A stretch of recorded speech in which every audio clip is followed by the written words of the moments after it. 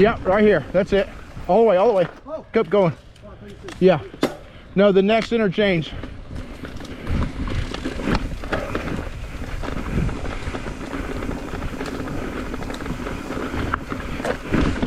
The reason why you need a bash guard on real trails that are actually hard.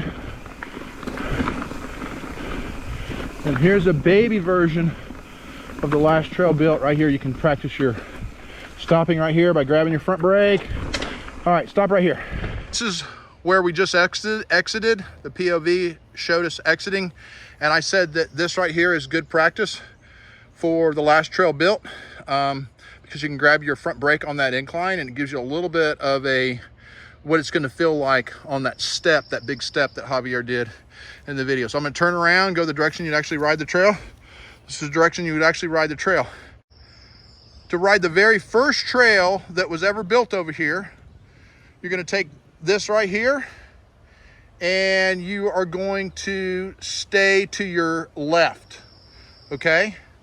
And if you want to ride the three other trails that are newer, you're going to go to your right.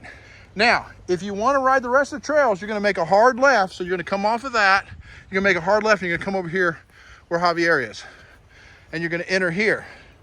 But this trail, there are two trails off of this. There's one trail where you stay right, and you actually enter into this trail over here where you stayed left, which I called the original trail. They come together.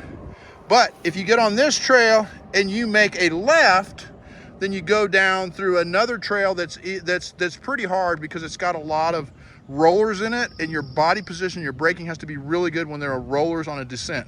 Because if you're braking at the wrong time, you're going to start losing control, and it's pretty narrow and there's pine straw on each side, so it's pretty difficult. Hopefully I can get a POV of that at some point. All right, guys, I'm having a really hard time keeping up with the names of these trails since they haven't been named, and even the numbers of them, because it dawned on me that I've been videoing these as a series of progression up to the harder trails. So let's go back to the basics and think about this in terms of progression. I started off by saying the trails over on the XC trail off of peak number 2, those chutes are the best first progression. All those chutes I'm counting as number 1 or trail number 1. All right.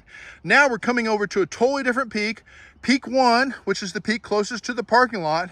And for there, we're working on trails of progression from difficulty easiest to hardest over here. So the next trail of progression on this playlist, I'm calling second trail of progression or something like that.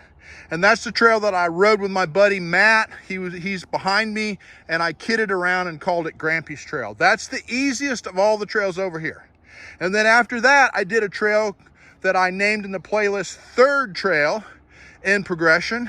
That trail is the very first trail that was ever built over here, and that is the next difficult.